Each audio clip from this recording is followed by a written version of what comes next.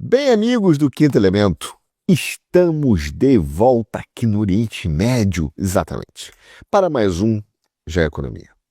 Mas dessa vez, você que nos acompanha há muito tempo no Já Economia, sabe que no início era assim. Um Já Economia raiz. Eu, você e eu, mais ninguém, sem produção, sem um cara que não sabe fazer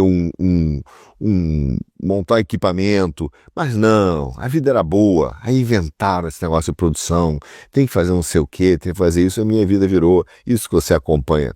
Mas dessa vez, como eles mandaram para lá, manda para cá, manda para lá, manda para cá, como você tem acompanhado, é uma história, né? Olha o Arthur indo, o Arthur vindo, o Arthur indo, o Arthur vindo, marcaram um voo no dia, um voo diurno, e não daria tempo para gravar o nosso Economia com a produção.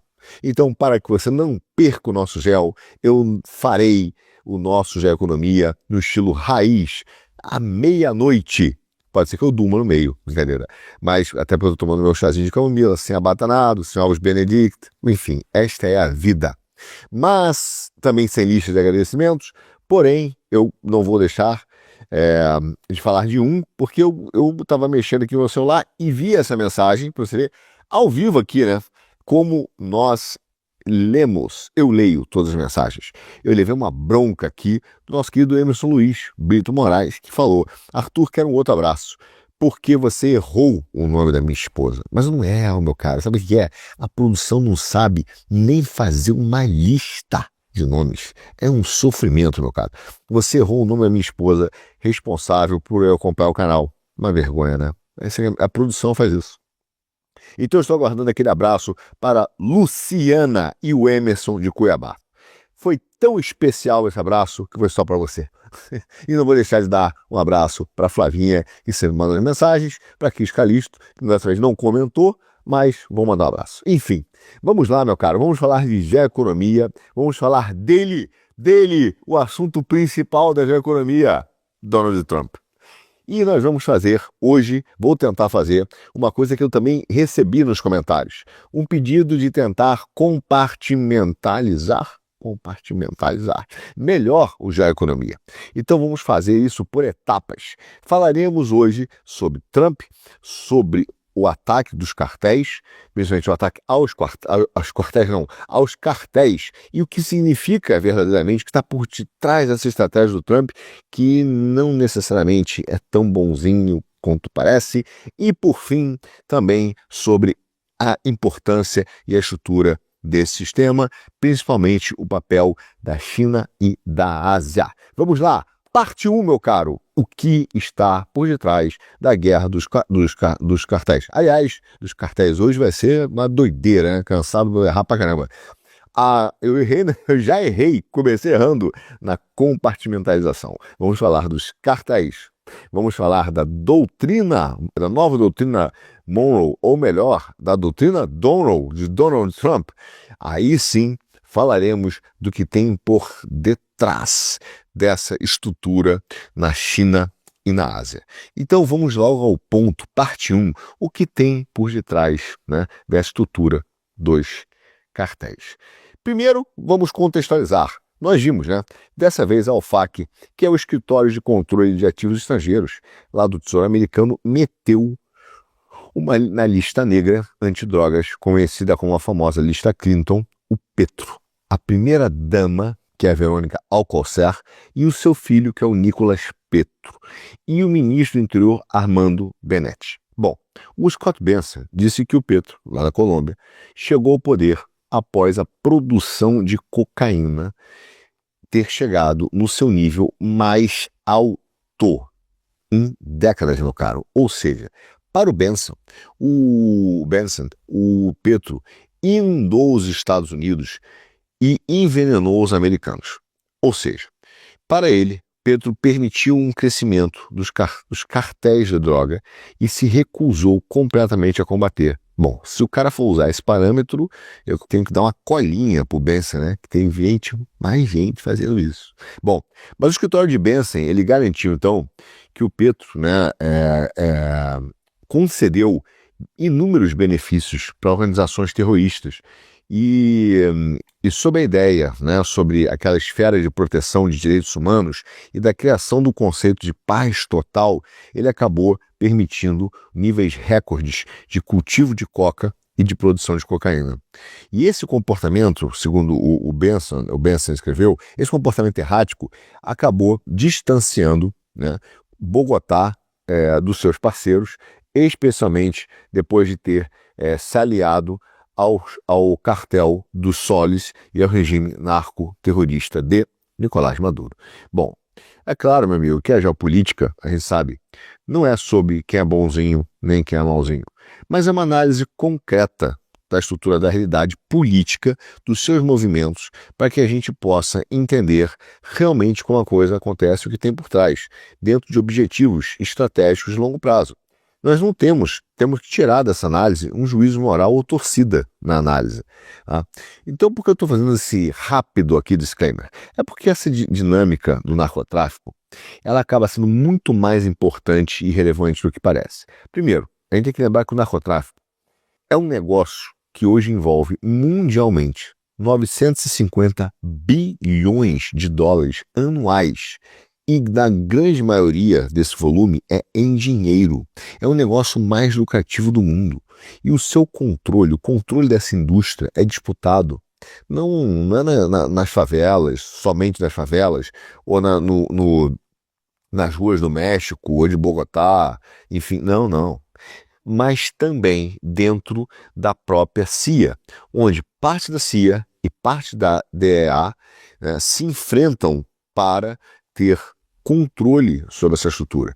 Não podemos esquecer que no caso do, por exemplo, conhecidíssimo do Irã-Contra, eles fizeram isso, né? Eles usaram dinheiro dos cartéis da apreensão de drogas para financiar armamento no Irã para criar instrumentos, né, e estruturas de desestabilização, entende? Nós estamos falando de um negócio que gera 950 bilhões por ano. É mais do que os Estados Unidos pagam de juro. Mais do que o exército americano, a defesa, o custo anual da defesa americana. É um número absurdo.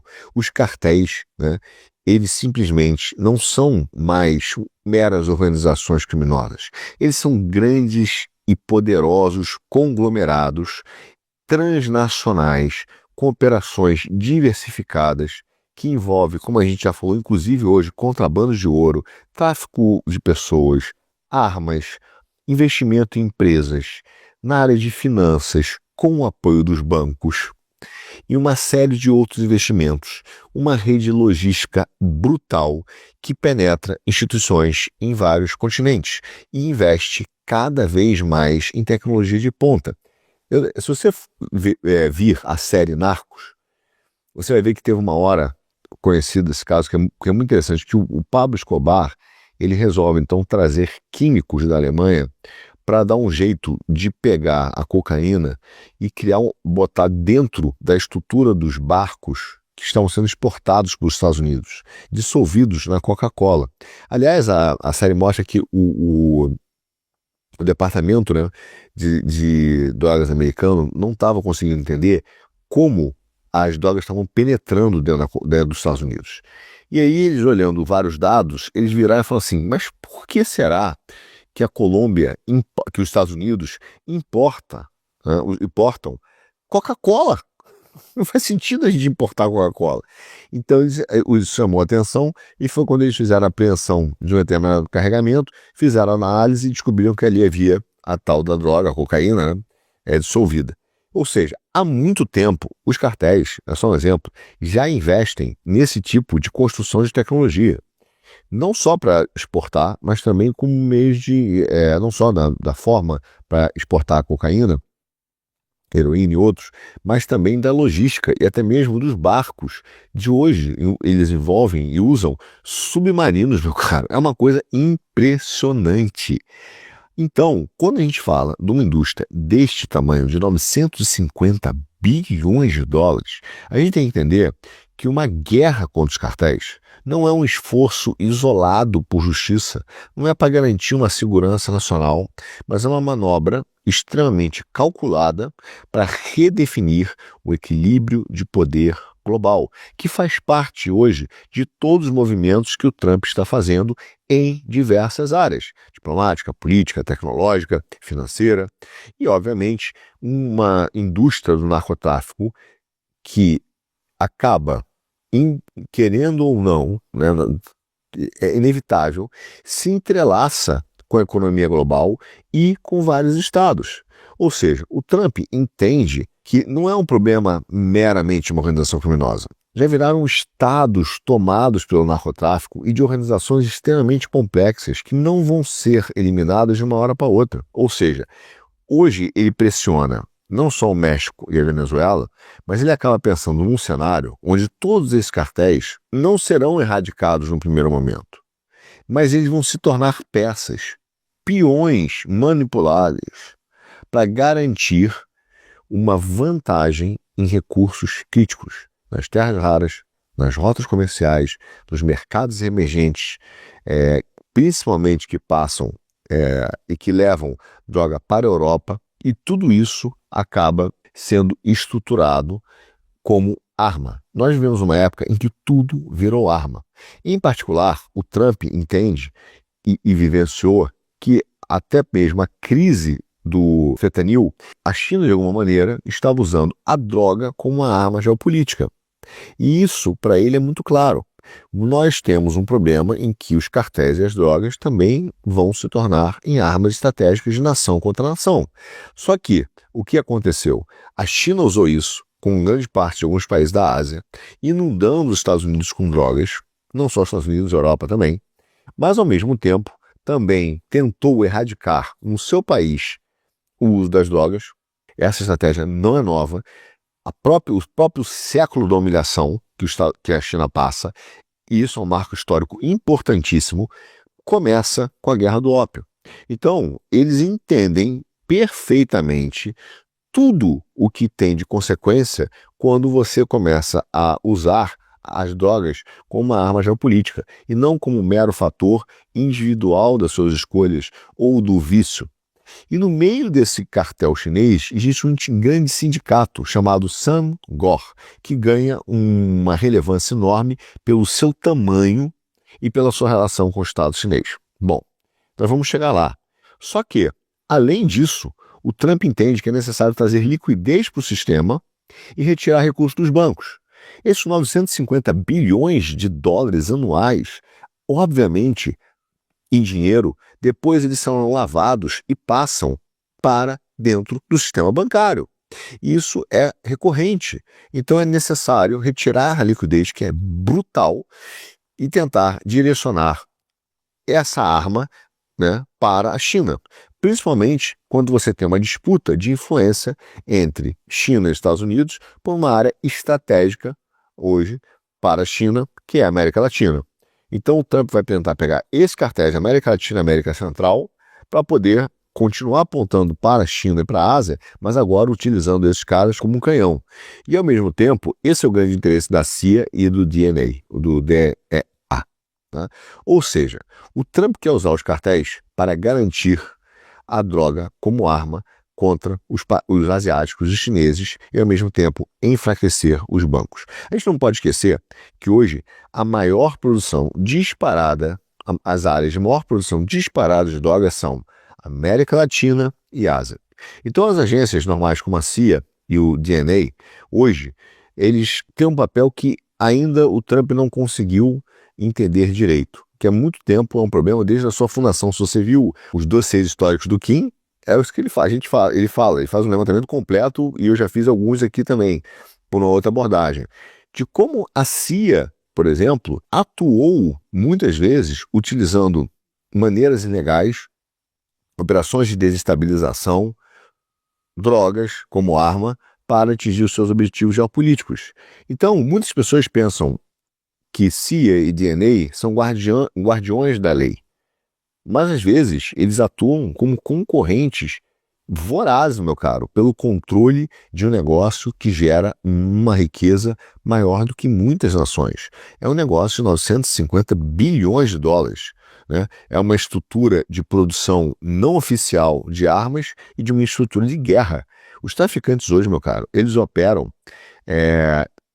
de várias maneiras, usando inclusive tecnologia. Eles têm 3 tipos de plataformas marítimas, todas hoje fabricadas clandestinamente, atenção, em oficinas, né, de áreas remotas na selva amazônica, aqui na América do Sul, lá na América do Sul, sendo que a grande maioria dessas plataformas, hoje marítimas, são construídas na Colômbia.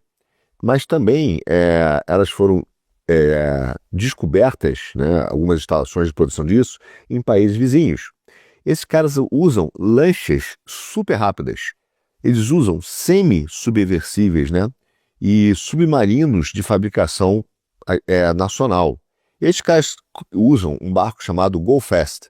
Basicamente, eles são modelados, né, com base, se você olhar esses barcos que eles destruíram, né, com cascos dos barcos de pesca, tá? Alguns que chamam pesca panga ou iola, são feitos de fibra de vidro, que é um material muito resistente, fibra de carbono e Kevlar.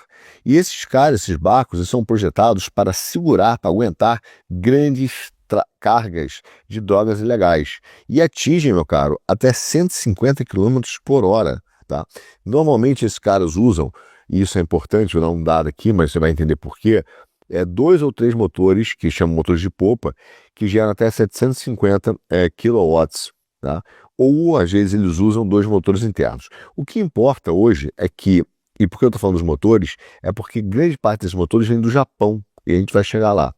Mas o número real de lanchas hoje que existem e que são produzidas anualmente para o transporte de narcóticos, nessa nova também guerra dos mares, né?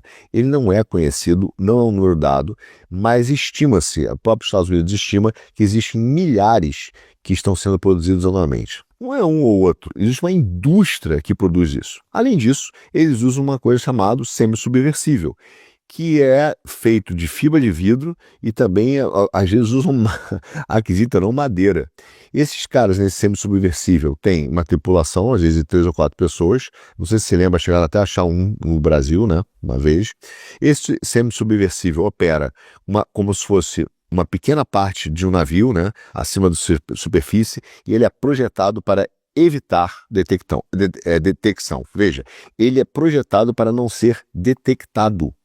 Projetado por quem? Você acha que é o Oruan que projeta esse semi-subversível? Que são vários Oruães ali projetando? Claro que não, né? E o mais interessante é que esses semi-subversíveis têm tecnologias muito interessantes. Eles direcionam gases de escape, né, através de tubos na água, exatamente para poder resfriar o sistema e reduz a possibilidade da assinatura da infraestrutura, né, do sinal infravermelho. Ou seja, esses caras têm sensores sofisticados e você precisa de sensores super sofisticados para localizar um semi-subversível desse. Esses caras usam esses semi-subversíveis no Caribe e no Pacífico para abastecer vários operadores de drogas nos Estados Unidos. E alguns desses semi-subversíveis acabaram e fizeram entregas até mesmo lá na Europa. Hoje não estou na Europa. Enfim, quando você vai olhar, existem centenas de narco-submarinos, como eles chamam, tá? Que foram apreendidos ou destruídos nas Américas. Só você ter uma ideia, como não é novo, de 1993 a maio de 2023, a Marinha colombiana interceptou lá e apreendeu 228 dispositivos semi-subversíveis. Volto a dizer, você acha que foi o Oruan que fez isso? Claro que não, né, meu caro? As autoridades nos Estados Unidos, a turma lá do Trump, já estimou que isso representa menos aí de 14% do que é embarcado, né, por esse meio de transporte. Ou seja, na melhor das hipóteses, isso dá 13%, 14% do que é. Alguns relatórios dizem que isso é menos do que 10%, tá? Pela dificuldade de você conseguir detectar esse tipo de embarcação. Ou seja, você tem algo que é extremamente sofisticado. Agora veja, o Trump resolveu destruir. Mas vamos ser honestos, por mais dramático, né, que tenha sido a destruição de barcos rápidos, isso é a ponta do iceberg, meu caro. Mesmo com o Trump intensificar ataques aéreos contra os navios de trânsito, impactar brutalmente o tráfico de drogas, o lucro deles, dificilmente ele vai conseguir reduzir a atividade disso. Por quê? Porque vocês têm uma grande indústria de suporte disso, e essa grande indústria envolve países. Você envolve Colômbia, Peru, Bolívia, Guatemala, até mesmo Honduras, o Panamá, o Equador, o México. Todos esses países têm grandes áreas, tá? E particularmente Colômbia e México têm grandes áreas cujo o território está sob controle físico de poderosíssimos cartéis de drogas. E isso também acontece no Brasil. Nós já temos parte do nosso território que está sob o comando total, sob o controle total dos cartéis de drogas. Veja, é razoável, então, né, dizer que, ou notar que os cartéis e outras instituições envolvidas no tráfico de drogas, ele já tem uma estrutura paralela de Estado e que tem uma capacidade brutal de influenciar na constituição dos próprios Estados. Você está falando de 4, 5, 6 países na América Latina e América Central que já têm áreas dominadas pelo narcotráfico. E é óbvio, esses caras, com a quantidade de dinheiro que eles têm, podem e fazem facilmente corromper a polícia e funcionários públicos, entende? Ou seja, embora até você tenha, né, muita gente que tenta se opor a esse movimento, a gente viu o que aconteceu no México, a quantidade de assassinatos de político que não fechou com o narcotráfico. Ou seja, por mais que se diga não em alguns momentos, isso pode levar a um risco de atentado. Então, a destruição de navios de narcotráfico, seja pela apreensão, seja por meio de ataques, por exemplo, do Hellfire, né, que é bem mais drástico, ainda é considerado, tudo isso ainda é considerado pelos cartéis como se fosse um custo de operação, um infortúnio, né? E não vai impactar o suficiente para forçar uma redução da atividade criminosa, entendeu? E, de certa maneira, até mesmo os Estados Unidos são vulneráveis ao dinheiro e à corrupção dos cartéis, principalmente por suborno. Por exemplo, você tem alguns casos que aconteceram nos Estados Unidos. Você teve em 2025, né, um ex-agente, por exemplo, da Patrulha de Fronteira. Ele acabou sendo condenado a 18 anos de prisão por contrabandear drogas, o que incluiu o fentanil e a heroína. Você teve um caso também de contrabando de um funcionário do CBP que também foi preso agora, em fevereiro de 2025. Quer dizer, um agente da Alfândega e Proteção de Fronteiras dos Estados Unidos foi condenado exatamente porque estava recebendo propina para permitir a entrada de veículos carregados de droga no país. E esse processo revelou exatamente que o agente tinha aceitado dezenas de milhares de dólares, né, para permitir a passagem de remessa do cartel naquela rota. Então, meu caro, os cartéis eles têm usado táticas cibernéticas avançadas, tecnológicas, contratos especialistas qualificados, como eu falei no questão do exemplo da série, mas que foi real, utilizam cybercrime, né, para proteger suas operações, realizam vigilância tecnológica, entendeu? Intimam oponentes, vigiam autoridades e lavam dinheiro. Veja o que aconteceu no México. O México é um exemplo clássico do tamanho dessa confusão.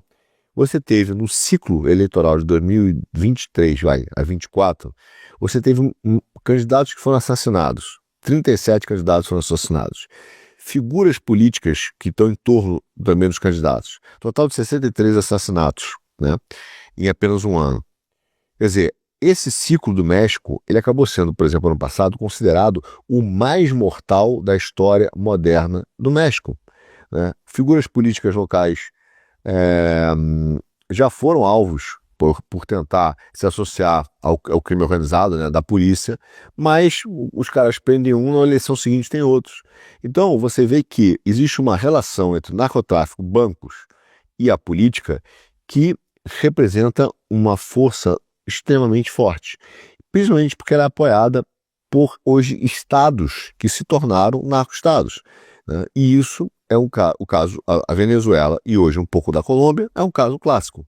Então, a visão hoje do governo americano é que o governo venezuelano e os militares venezuelanos estão facilitando, sim, enriquecendo com o tráfico de drogas. A maioria dos cartéis hoje conhecidos operam na Colômbia, no México e na Venezuela.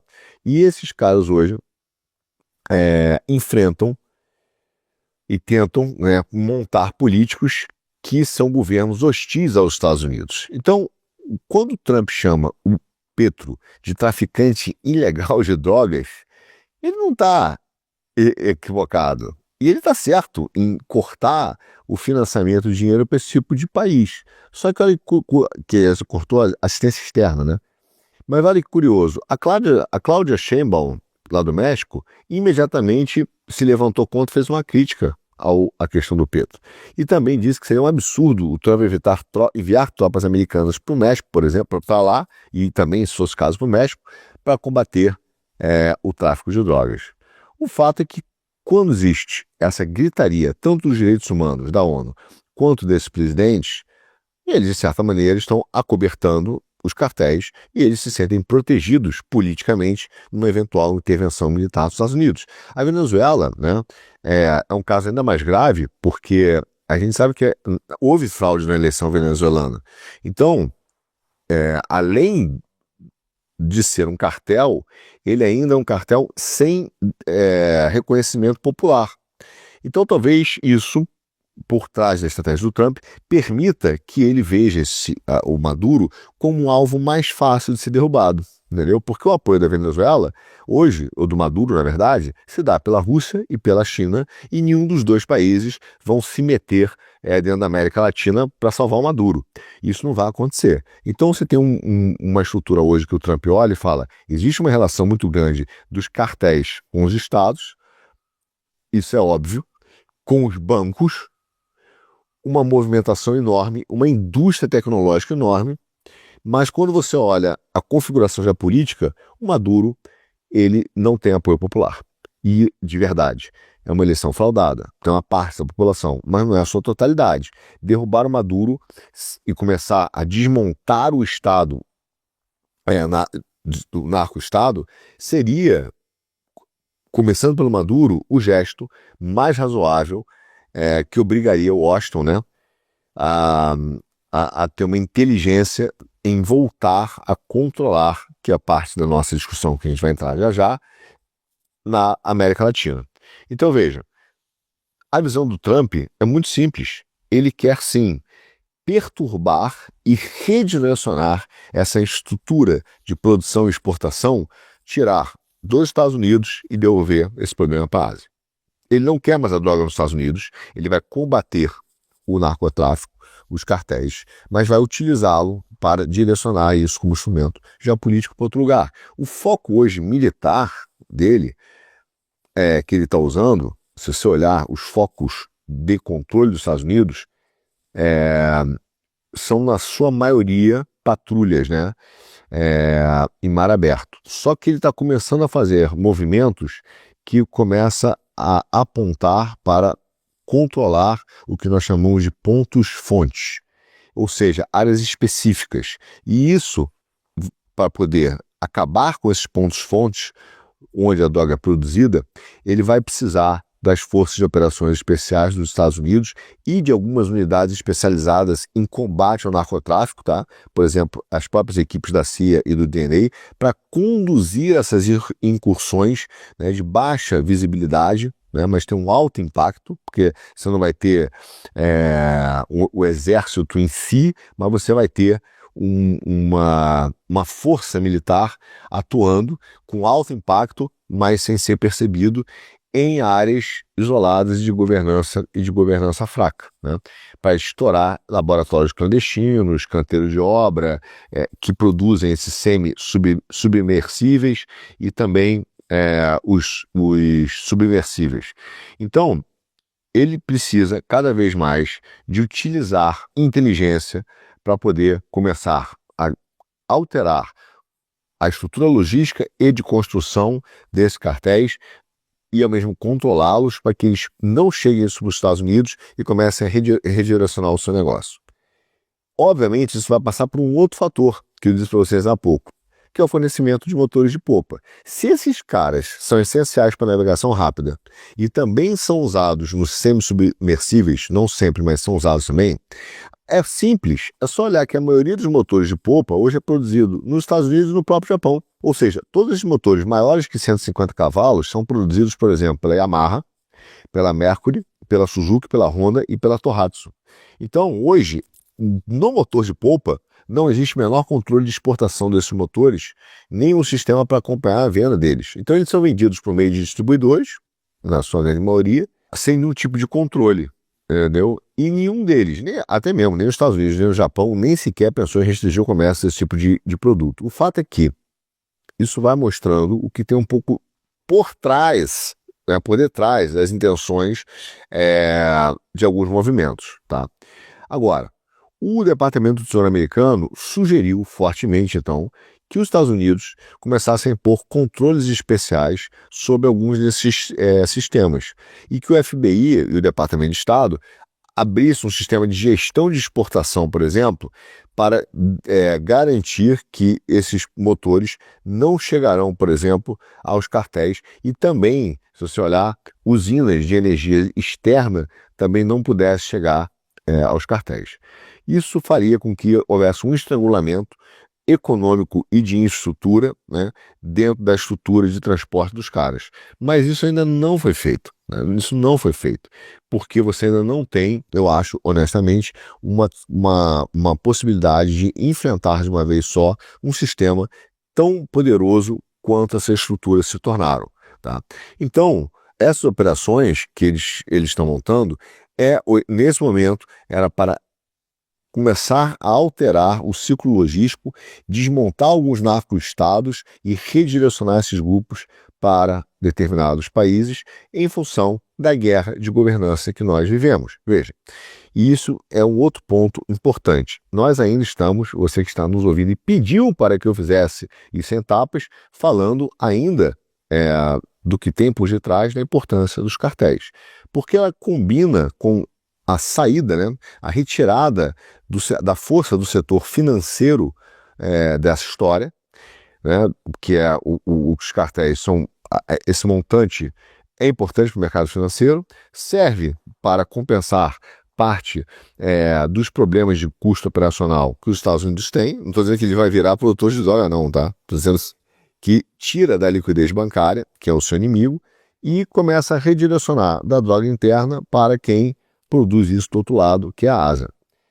Isso tudo dentro de uma grande guerra de governança que a gente vive. Ou seja, de alguma maneira, o escudo político que hoje está na guerra de governança significa exatamente começar a permitir que os Estados Unidos possam cada vez mais fazer persecução extraterritorial, sair do seu território para começar a impor uma autoridade governamental, militar e de segurança estrangeira que proteja o país e os seus aliados da ação direta ou da inteligência dos cartéis. E é por isso que ele vai precisar de uma atuação bastante forte nos Estados Unidos e de inteligência, mas enquanto ele não tem uma vitória plena, ele precisa redirecionar esses caras para algum lugar.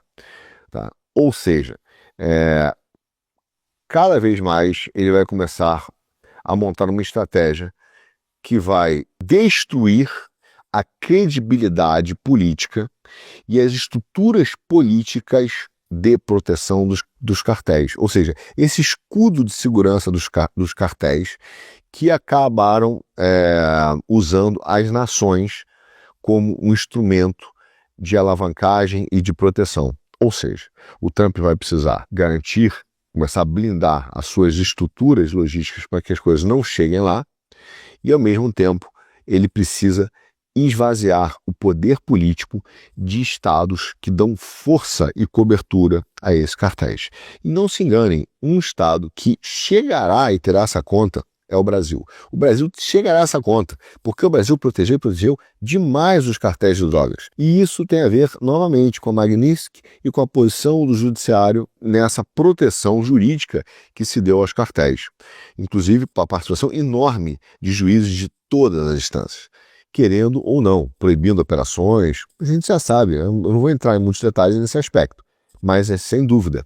Só que isso é uma parte, ele precisa esvaziar os estados. Precisa tirar esse poder político, precisa romper isso e precisa romper com a questão também de que esse dinheiro vá para o sistema bancário.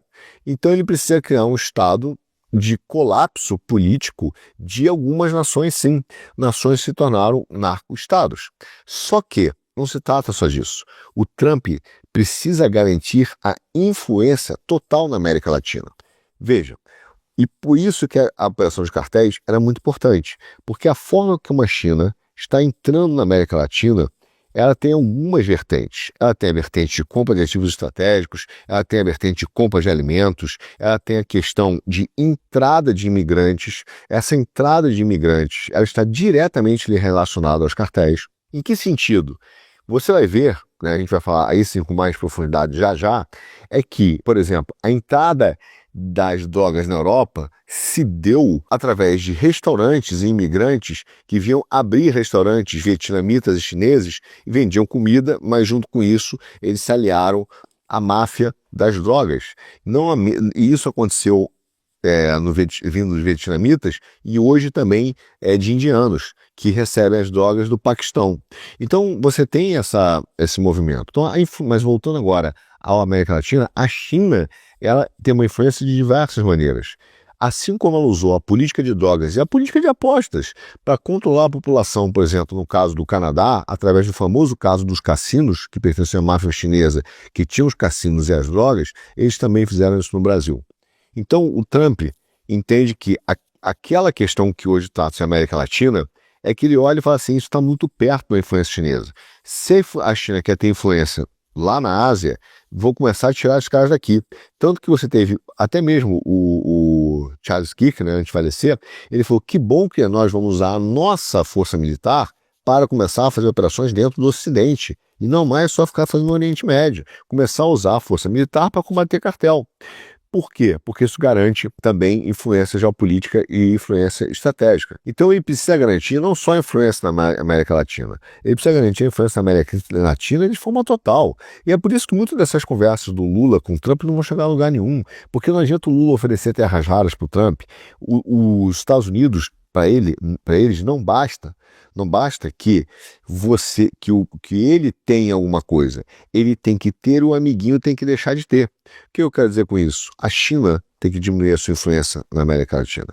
Isso significa que a grande política do Trump é isolar a China, desde os seus recursos naturais, desde a sua venda de tecnologia, desde a sua influência no sistema financeiro, desde a tentativa de mandar a sua moeda como uma moeda principal, até mesmo também isolar a China e a influência da China dos cartéis. E é por isso que está de volta uma nova relíquia da diplomacia americana do século XIX, a doutrina Monroe, ou melhor, a doutrina Donroe, porque ela tem diferenças em relação a essa doutrina. E agora vamos entrar na segunda parte da nossa discussão hoje. A primeira parte foi essa, um resumão para você, né? O uso, como essa indústria dos cartéis, ela se tornou globalmente brutal, com tecnologia, 950 bilhões por ano de movimentação, submersíveis, barcos importando motores do Japão com proteção dos estados. Então, Trump olha dentro dessa nova guerra hegemônica, onde tudo virou arma, e ele falou, eu vou combater os cartéis e vou retirar, né, a proteção e a influência dos estados que viraram narco-estados, esvaziando esse poder político, retirando e destruindo a credibilidade política desses grupos, né, que dão e formam um escudo de segurança para os cartéis.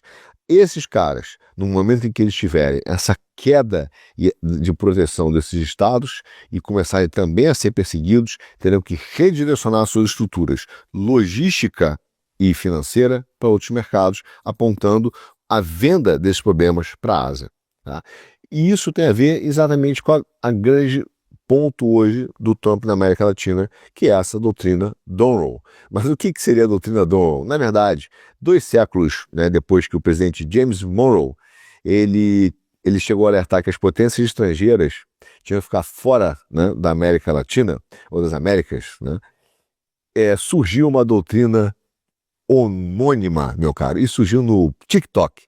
Surgiu no TikTok e surgiu entre podcasts de influenciadores, né, e nos corredores da Casa Branca, que é exatamente a doutrina Donroe, que é essa reformulação que o Trump fez da doutrina Monroe para dominar as Américas.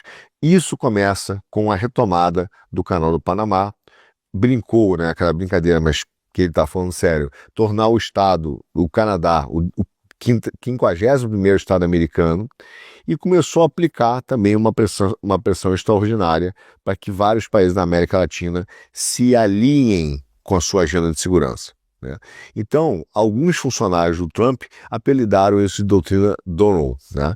Que se tornou um grande campo de batalha. Mais uma das batalhas que a gente vive, de um mundo em guerras, como eu disse no último Já Economia. Então, o presidente, ele mobilizou, né, na verdade, o Trump, autoridades antiterrorismo, tá, contra cartéis e gangues criminosas latino-americanas. Ele tem lançado todos esses ataques aéreos nos barcos. Ele também tem aprovado operações secretas da CIA, e hoje ele montou e construiu, acho que talvez o maior esforço militar que nós já vimos na região durante décadas. E por que isso é uma doutrina diferente da doutrina Monroe? Porque o Monroe, ele buscava manter as potências europeias fora da região. O Trump hoje voltou a doutrina para dentro. Ele está tratando o hemisfério, o Ocidente, como uma extensão inteira do território americano, onde o Washington está unilateralmente preparado para erradicar qualquer inimigo que seja percebido. Então, a lealdade desse sistema, ela é recompensada, e a rebeldia, ela tem um preço. E por isso que você está vendo um grande número de sanções rolando na América Latina, com líderes que são considerados dissidentes, retirando visto, impondo sanções de Bogotá a Brasília, meu caro. Então a Casa Branca, hoje, tem feito um esforço muito grande para derrotar as ameaças no hemisfério ocidental. Como disse o próprio Trump recentemente, a centenas de generais e almirantes que se reuniram com ele no mês passado. E isso tem remodelado toda a prioridade de segurança de Washington. A defesa, né, hoje, ela tem uma alteração. A gente pode dizer sem susto nenhum que as autoridades no passado chamaram até de cegueira do sul, né? Que é quando os comandantes do sul dos Estados Unidos pararam de olhar, né, para a América Latina, seguiram em frente, esqueceram a sua missão e simplesmente deixaram de mão a América Latina. E isso é a grande reclamação de Marco Rubio. Então, Marco Rubio, né, esteve na região recentemente, junto com o secretário de Defesa, que é o Pete Hegseth, e ele estava promovendo lá o MAGA, né, supervisionando caças, etc., e ele disse como a América Latina tinha sido deixada de lado. Então eles fizeram um esforço enorme de uma escala sem precedentes, de uma intensidade sem precedentes, para montar bases que permitam ter uma guerra cinética muito forte na região para retirar certos governos. Então, hoje nós vimos claramente que a luta com Trump preciso retomar a América Latina e retirar a China da equação. E, ao mesmo tempo, vou fazer isso combatendo as drogas e o sistema que apoia esses governos, porque esses governos dão proteção e funcionam de escudo. E é um movimento político muito inteligente. Quando você for reparar, em termos de pesquisa, a aprovação do Trump, por causa disso, você vai ver que 74% dos republicanos e 82% dos eleitores do Trump basicamente aprovaram os ataques no Caribe. Ou seja, é muito mais vendável um ataque no Caribe para garantir e acabar com as drogas do que você mandar os caras aqui por Oriente Médio. Então, óbvio, para o americano médio, faz sentido ataques letais dentro da América Latina e da região do Ocidente, que são áreas que dariam maior segurança, né? Ou seriam, ao contrário, riscos, né, de interferência ou riscos de segurança para os Estados Unidos. E todos os líderes de direita da região que tinham agendas com Trump foram recompensados. Veja, ele chamou o Bukele e falou: Bukele, toma aí 250 deportados americanos, tá? E eu te dou 6 milhões de dólares. Depois ele também recebeu o Bukele e elogiou a atuação do Bukele, enquanto a ONU estava reclamando de que o Bukele fazia acusação, né, acusando ele de violação de direitos humanos, repressão. Ele foi lá e disse que o Bukele era um exemplo. Então, hoje, o Trump tem uma visão clara da importância de apoiar aliados na América Latina e esvaziar grupos que se tornaram escudos do narcotráfico. Por isso que o Scott Bessent, né, saudou, aprovou esse swap cambial que foi feito com a Argentina de mais de 20 bilhões de dólares para poder estabilizar a economia. E isso é um exemplo clássico da doutrina Monroe, versão econômica, né? Até porque o Trump vinculou, veja só, meu cara, ele vinculou explicitamente a assistência ao futuro político do Milei. Então ele falou só, se você não vencer a eleição lá, nós não vamos ajudar a Argentina. Não é ajudar por ajudar, é ajudar o governo que é meu aliado e que irá fazer as políticas que são importantes para a gente, não governos que protegem e servem de escudo para o narcotráfico. E essa abordagem foi tão importante, não só porque o Trump se mexeu, que o Milei, que estava sendo desacreditado nessas eleições agora acontecendo essa semana, ele simplesmente arrebentou. Ele ganhou assim um número de cadeiras no Congresso e no Senado muito maior do que ele já tinha, do que ele tinha imaginado. Então, isso mostra, quer dizer, que também o povo começa a entender que há mudanças que só podem acontecer no longo prazo. Décadas e décadas e décadas de uma esquerda na Argentina destruindo o país não serão consertadas apenas numa eleição. E precisa cada vez mais de apoio internacional. Por isso que também os movimentos do Eduardo são certíssimos, porque sozinho o cara não consegue resolver isso. Ele vai precisar de apoio internacional, e, né, para resolver vários problemas que a esquerda capturou na América Latina. E essa abordagem dele, do Trump, já está dando resultado. Veja, depois do Rubio e do Hegseth ter ido no Panamá, eles retiraram dali a iniciativa, né, o acordo que eles tinham feito com o cinturão e rota, né, da seda de Pequim.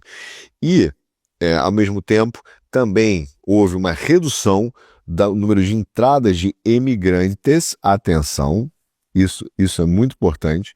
Há uma redução de entradas de imigrantes, na verdade, migrantes e de drogas nos Estados Unidos para essa fronteira sul. O presidente do Equador, que é o Daniel Noboa, né, está pressionando o Trump, pedindo para sediar uma base americana, né, e de fato está buscando um referendo para suspender a proibição que existe hoje lá no Equador de se instalar bases militares estrangeiras. Então veja, em meio a essa campanha, por exemplo, também em outros lugares como no Caribe, o Trinidad e Tobago, República Dominicana e a Guiana, todos esses países elogiaram os ataques do Trump. Todos se posicionando claramente como parceiros próximos da segurança dos Estados Unidos. Aos poucos, Trump está retomando o que tem sido a política histórica dos Estados Unidos naquela região, como uma grande potência, olhando isso de uma maneira diferente, principalmente no sentido de neutralizar a China. Ou seja, a doutrina Monroe, né, de forma mais direta, significa não apaziguar com Maduro. Não, significa eliminar o sistema do Maduro. Tanto que o Trump falou, ele não quer se meter com os Estados Unidos, né? Os navios de guerra americanos não, estão se acumulando na costa da Venezuela. Trump está falando seríssimo em relação a isso. Então o governo Trump, sim, agora pressiona Maduro, pressiona, por exemplo, as autoridades argentinas também, claro, para limitar a influência da China sobre a Argentina, ao mesmo tempo em que bota os bancos à disposição, né, os bancos americanos, para ajudar, não mais com 20, mas agora com 40 bilhões de dólares. Entendeu? E essa é uma relação em que o Scott Bessent está diretamente envolvido. Por quê? Ele, por exemplo, conversou com o Luiz Caputo, que é o ministro da Economia da Argentina, pedindo, então, restrição de acesso da China aos recursos minerais do país, principalmente os recursos essenciais. Então, todo o movimento que o Trump está fazendo é para isolar também a China da América Latina, retirar eles daqui. Então, isso tem foram feitos vários movimentos. Por exemplo, mesmo essa discussão com Caputo, ele discutiu, por exemplo, a possibilidade de conceder aos Estados Unidos, por exemplo, um maior acesso ao suprimento de urânio do país, né? E não só desses commodities de terras raras. Quer dizer, a autoridade do governo hoje, americana, ela está sim tentando conter a influência de Pequim, incentivando os líderes argentinos a fechar acordo com empresas americanas para impulsionar projetos de infraestrutura e investimento em setor chaves, principalmente nas áreas também de comunicação. Então, agora, isso é uma pancada para a China. Por quê? Porque a China é o segundo maior parceiro comercial da Argentina, depois do Brasil, e é o maior comprador das suas exportações agrícolas. Então, o Biden, o Trump, entende que estabilizar a Argentina é estabilizar o MAGA, porque tira da influência da China um parceiro importante que é a Argentina. Para eles, uma Argentina forte e estável é uma âncora para o hemisfério ocidental próspero, tirando a influência do Maduro, do Petro e do Lula, meu caro. Não ache que haverá um acordo fácil entre Trump e Lula. Eu acho esse acordo extremamente complexo, até porque o Lula não vai poder entregar aquilo que o Trump quer, que é isolar a China. Ele não quer uma vantagem aos Estados Unidos. Ele quer uma vantagem para os Estados Unidos, isolando a China. Agora, para fechar, meu caro, há um problema em que o Trump precisa atuar. E se chama Europa. E esse se chama Europa porque a Ásia manda as suas drogas para a Europa. Então ele tem que entender que combater o cartel aqui significa botar o cartel sul-americano para começar a procurar outro mercado lá na Ásia e, ao mesmo tempo, bloquear o acesso dessas drogas à Europa. Veja, não é de hoje que existe uma preocupação muito grande de que alguns países europeus também tenham se tornado um narco-estado. Por exemplo, a Holanda. Vou contar uma história para vocês que aconteceu em 2021. Houve uma prisão inesperada de um grande chefão de drogas sintéticas, que era um fugitivo internacional chamado Tse Shiplop, em Amsterdã. Esse cara é um cidadão canadense. Como eu disse para vocês, o Canadá foi utilizado pelos chineses para fazer tráfico de drogas e influência, lavagem de dinheiro, e isso foi um grande escândalo, inclusive, dos cassinos. Mas esse cara é um cidadão canadense, exatamente, Tse Shiplop. Na época ele tinha uns 57 anos e era considerado o cabeça do dragão de um super sindicato chamado Sangor, que é uma grande aliança de 5 tríades chineses que dominavam todo o mercado anual de metanfetamina da Ásia, um negócio avaliado em 70 bilhões de dólares anual. Bom, a AFP da Austrália emitiu um mandato de prisão para o TSE em 2019, o TSE, e relacionou o caso a uma questão que tinha acontecido em 2013, em que eles estavam fazendo uma operação lá de drogas, etc. Esse cara, durante anos, conseguiu se manter sempre um passo à frente da polícia, porque subornava a polícia na Europa, de forma geral, e da Ásia. E ele acabou também sendo apontado, procurado pela polícia na Polônia a partir de uma investigação de tráfico de drogas ligadas a Macau. E, principalmente, porque as gangues vietnamitas estavam fortemente envolvidas na produção e tráfico de metanfetamina por toda a Europa Central. E tudo isso é significativo porque essa Sangor, ela conta com inúmeros traficantes vietnamitas e também indianos, dentro da sua organização. Então, as gangues vietnamitas hoje do continente foram criando subdivisões de organizações criminosas e são braços hoje, quase que subbraços, dessas organizações chinesas que estão aqui em cima. Houve um relatório que foi feito em 2020 da a Avaliação Nacional, na verdade, de Ameaças às Drogas, feito pela Agência Antidrogas dos Estados Unidos, que é a DNA, e ele observa exatamente que, por exemplo, o que eles chamam de Clube do Êxtase é exatamente exportado para os Estados Unidos e pela Europa por organizações criminosas asiáticas, chinesas, que operam de forma transnacional dentro da Europa. E por isso que, historicamente, a Holanda tinha sido um centro tradicional de produção de drogas sintéticas, tá?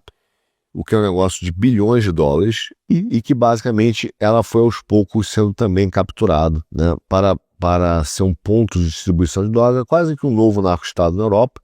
Depois isso mudou, mas que chegou a ser um precursor na venda, por exemplo, de metanfetamina, piperonil metilcetona e benzilmetilcetona.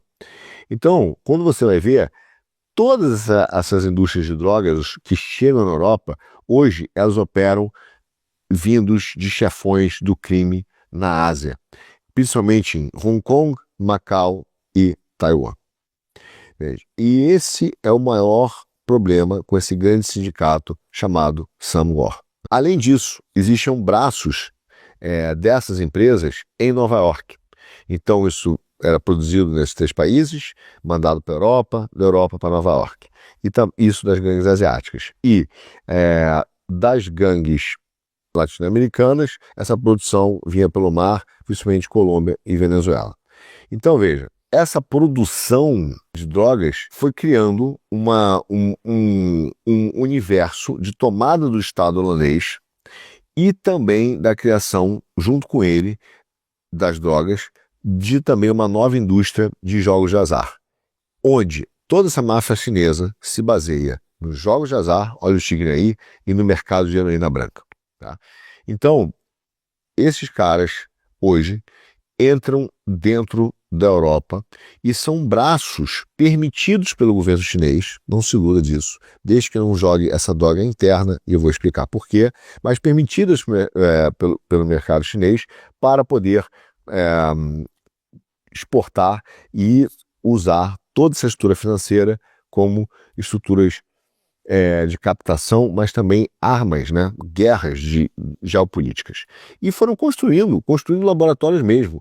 Veja, a Europa descobriu em apenas aí alguns anos algo em torno de 460 laboratórios dentro de Estados membros da União Europeia, principalmente dentro da República Tcheca.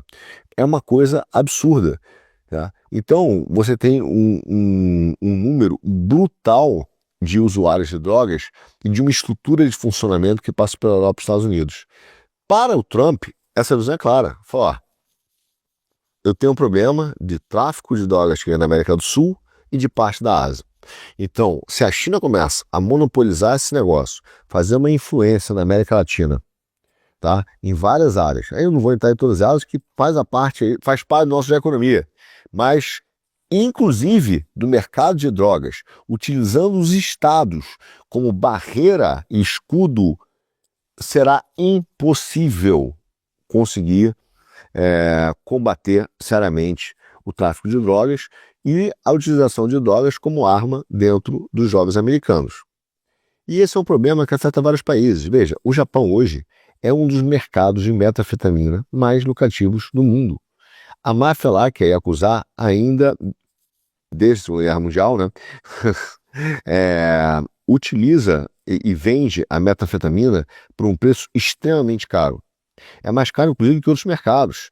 Mas esse é um problema que se tornou amplamente, quase uma pandemia dentro dos países. Você pega, como eu falei, na República Tcheca, hoje, a grande máfia de traficantes são traficantes, grupos criminosos do Vietnã. E o próprio Parlamento Europeu identifica isso, fala que gangues do Vietnã entram no comércio e, através desse comércio, começam, então, a vender drogas. Então você tem um problema extremamente complexo que passa por uma série de países. Né? E a coisa chegou tão grave, tá? Que o próprio Vietnã se tornou um ponto importante de transbordo de droga, tamanho mercado do Vietnã. Porque, inicialmente, a droga na Ásia ela era criada ou feita por um lugar que chama-se Triângulo Dourado, que é o quê? É uma região sem lei, uma região terra de ninguém, que faz fronteira com Mianmar, Tailândia, China e Laos. Tá? E que é o reduto desse grupo que eu falei, chamado Samgor. Ele é feito lá.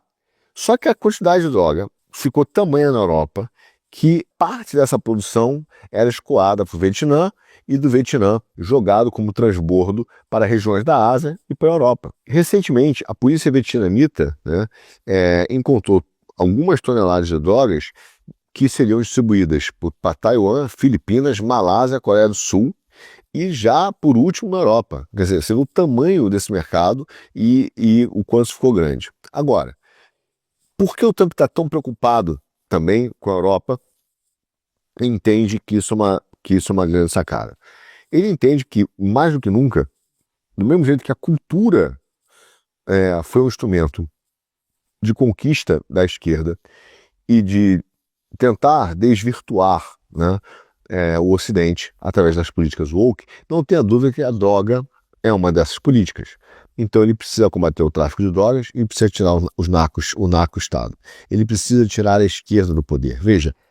Veja a quantidade hoje de influenciadores que defendem o tráfico de drogas. Veja como a esquerda é ativa na defesa do tráfico de drogas. E veja como a esquerda ela é ativa na defesa da imigração. Por quê? Porque através dessa imigração que vem fantasiada de donos de restaurantes, né, de comida japonesa, vietnamita, né, é que é feito todo o transbordo comercial das drogas para a Europa e a utilização dessa mão de obra como mão de obra de trabalho para escoar as drogas. Então, ele entende a arma geopolítica que se tornou e como a imigração virou essa porta de entrada, junto com a fantasia do negócio, né, de restaurante, por exemplo, do comércio, da lojinha, que vende produtos de turismo. E, por fim, a proteção dos grandes estados como Maduro, Petro, Lula, para a criminalidade. Ou seja, toda essa política que nós vimos e temos visto nos últimos anos de proteção aos traficantes, de proteção ao tráfico de droga, com a ideia de direitos humanos, câmara policial, tudo isso não foi um ato isolado do Brasil. Foi uma grande estratégia de utilização das drogas como arma de grupos e máfias gigantes asiáticas que ficam nesse triângulo de ouro que eu falei, onde fica Sangor, de domínio chinês, para reviver uma nova história. Né? Qual seria? Do mesmo jeito que a China sofreu com a guerra do ópio e passou uma década de humilhação, a China agora quer conquistar os mercados também de drogas paralelos, de narco-estados, montar narco-estados para impor ao Ocidente o mesmo século de humilhação e a mesma dependência de drogas. Nós não podemos esquecer que a China tem 200 anos hoje de esforço antinarcóticos na terra deles. Se você pensar de 1839 a 42, depois de 1856 a 1860, nós tivemos basicamente milhares de chineses que perderam a vida, morreram nas duas guerras do ópio que foram travadas contra a Grã-Bretanha e outras potências europeias, incluindo os Estados Unidos, nessa história. Ou seja, cansado do contrabando de ópio no Ocidente, o que o imperador chinês fez? Ele impôs leis contra o narcotráfico em 1830.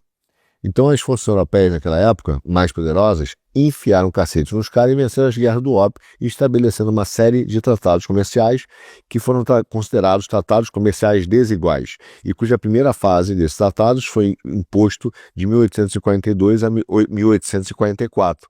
Né? E acabou gerando o que nós chamamos os chineses, de século de humilhação. Tá? E isso acabou garantindo também o acesso comercial europeu à China, enfim, ao controle de cidades portuárias, inclusive até a concessão britânica, né, a Hong Kong. Enfim, mas aí a China aprendeu. E a China disse, eu não quero mais passar por isso. E eles resolveram então fazer um grande esforço antinarcóticos contra esse sistema e utilizaram o sistema educacional e as aulas de história para lembrar como a China sofreu por causa da guerra do ópio. Então o povo chinês, não é esse governo vagabundo do Xi Jinping, mas o povo despreza as drogas e o tráfico de drogas. Então, esses caras, se você olhar o povo, ele tem um consumo de drogas? Tem. Cresceu muito? Cresceu, mas ainda é incrivelmente pequeno.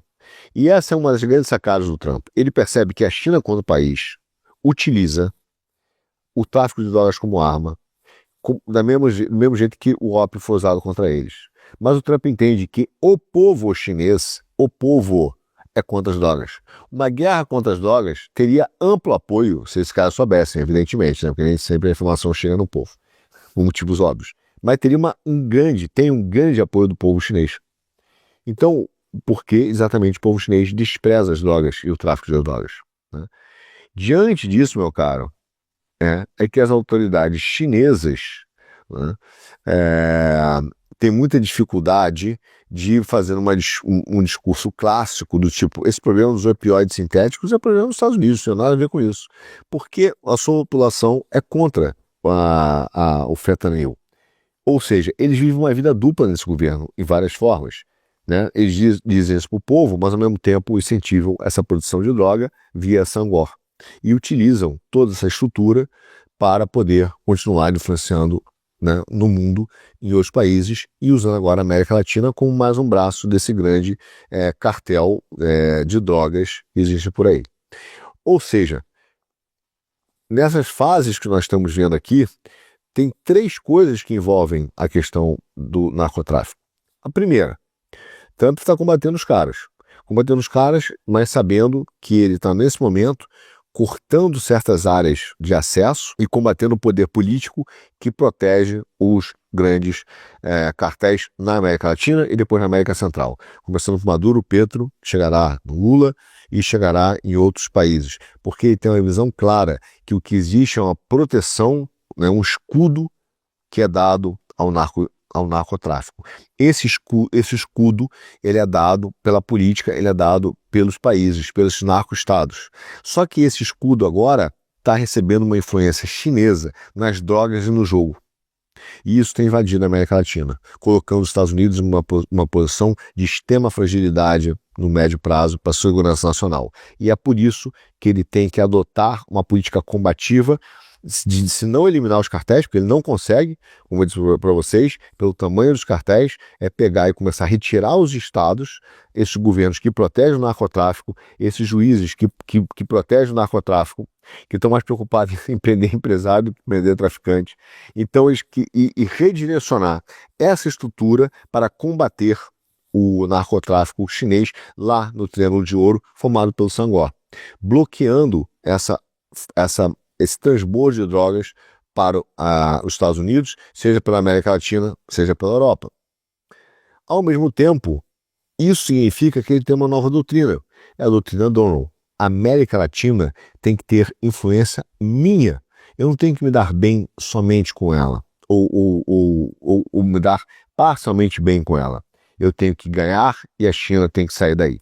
Há uma política, então, clara de isolar a China da América Latina e utilizar esse isolamento para criar várias crises como ele tem criado para a China, seja do mercado interno, seja as crises de portos e a crise nas suas estruturas que existem hoje de narcotráfico. Ao mesmo tempo, ele entende que é necessário olhar para a Europa, entender as rotas que isso é feito e como isso é feito. E é por isso que o Trump e o Musk apoiam, né, a AfD, apoiam a direita europeia e utilizam também de políticas anti-imigração no sentido de que eles entendem que grande parte da estrutura de fabricação e distribuição de laboratórios e distribuição dentro dos países é feito pela essa imigração que vem abrindo restaurantes. Se você olhar, se você andar, começa a reparar, a quantidade de restaurantes vietnamitas que surgiu recentemente, você fala, cara, será que todo mundo adorou isso? Claro que teve uma influência de soft power chinês e asiático, nós já falamos disso. Mas não é só isso, né? Não foi só isso. Você também tem um suporte enorme do tráfico de droga, que tem capital na ordem de, volto a dizer o volume, 950 bilhões de dólares por ano, para espalhar esses restaurantes chineses, vietnamitas, indianos, lojinha, quantidade de lojinha sendo de bugiganga. Você fala, cara, como é que esses caras sobrevivem? Não é vendendo aquela bugiganga. Não é. Aquilo é uma venda de fachada. Então ele entende que imigração, governos de esquerda e legislação são instrumentos hoje desse grande cartel que existe na China, lá do Sangor, e que também chega através do Brasil, dos cartéis mexicanos e sul-americanos, protegidos pelo Estado. Bom, meu caro, esse é o resumaço da nossa semana.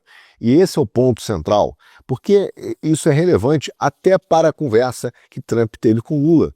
Não acho que Lula vai chegar lá, contar uma historinha para ele, oferecer meia terras raras, porque o Trump entende que a própria existência do Foro de São Paulo, a própria contribuição do Lula, a própria forma como Lula ajudou, junto com a sua aliança ao judiciário e os liberais, proteger a liberação das drogas e a distribuição dessas drogas, ele entende que isso é uma proteção, um escudo aos cartéis, à lavagem de dinheiro e principalmente a influência da China na região e a utilização de drogas para que a China crie uma guerra do ópio, né, um domínio do ópio inverso, como ele sofreu no passado, agora no Ocidente. Mas é aquilo, né?